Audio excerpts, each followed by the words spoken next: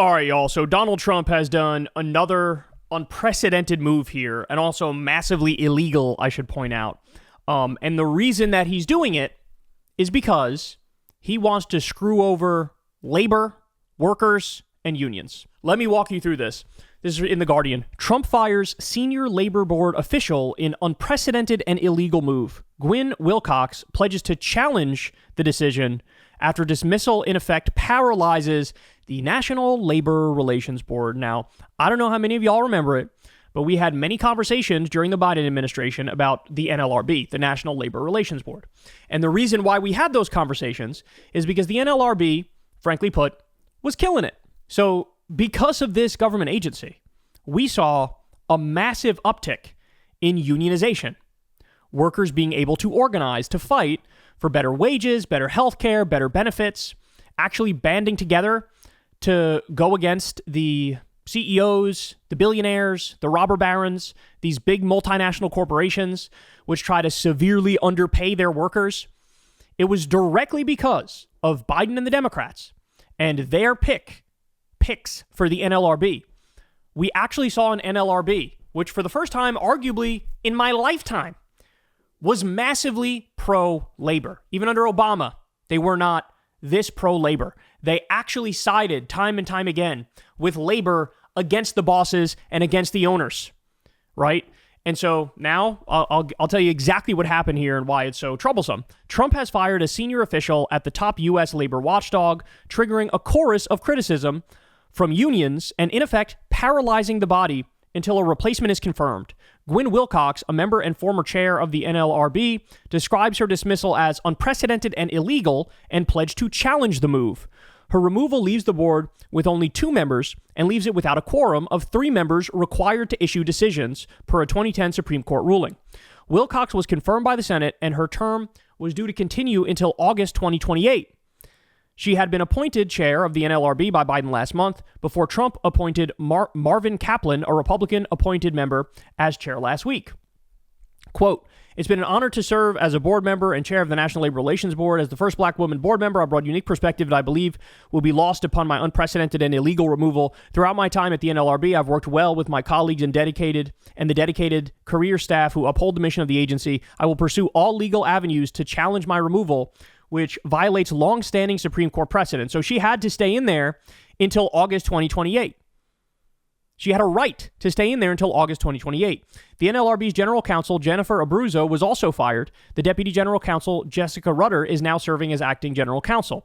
On Abruzzo's watch, several companies, including Elon Musk's SpaceX and Amazon, have challenged the constitutionality of the NLRB based on limitations of the president's ability to remove members of the board. The National Labor Relations Act authorizes the president to remove members of the board only under narrow circumstances of negligence of duty or malfeasance, which has typically left board members to serve out their terms during presidential administration changes. The NLRB accomplished so much through our robust education, protection, and enforcement efforts, Abruzzo said in a statement. There's no putting the genie back in the bottle. So, in other words, here you have Trump. He goes, okay, I'm firing these different folks at the NLRB, right? Now he's firing them knowing he doesn't have the authority to fire them. And so what he's doing is making it so that they sue, because of course they're going to sue. They have a right to stay in those jobs until 2028. And then this is going to go through the court system, and it's going to go all the way up to the Supreme Court. And this is going to give Trump and Elon Musk and the right an opportunity to completely and utterly eliminate the National Labor Relations Board and claim that the agency itself is unconstitutional. You heard that right. They don't want a government agency looking out for workers, looking out for labor, fighting for unions, issuing decisions that go against management and bosses. They want the bosses to be able to get away with whatever the hell they want to get away with, no questions asked, right?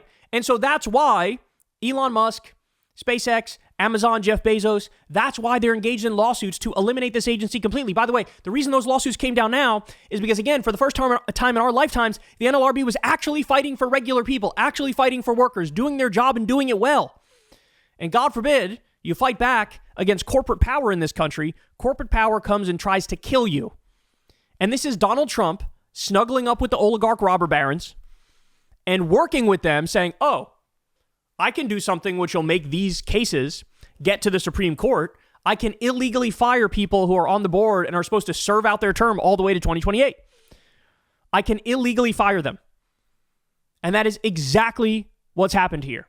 He's doing it knowing it's illegal, knowing it has to be challenged, knowing, hey, this gives the far-right Supreme Court an opportunity to totally scrap the NLRB. Ladies and gentlemen, spare me any sort of bullshit about both sides, any sort of false equivalency. Oh, Democrats and Republicans are the same. Spare me. Fucking spare me.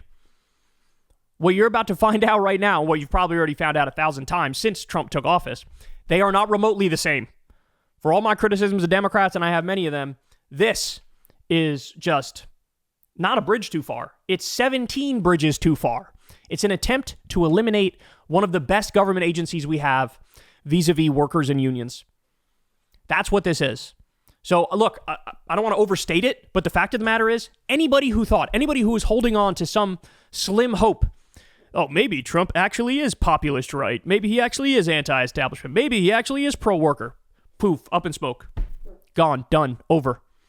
I mean, you should have already known that from the executive orders that, of course, that's not fucking true. I mean, who signs an executive order to raise drug prices? Who signs an executive order to increase corruption in your cabinet? This is all stuff that he did. And then now, totally defunding the entire social safety net, as he did the other day, illegally, and attempting to eliminate the NLRB.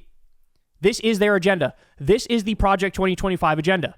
And the Project 2025 agenda is the billionaire oligarch robber baron agenda. That's what it is. So to wrap it up, I'll point this out, y'all.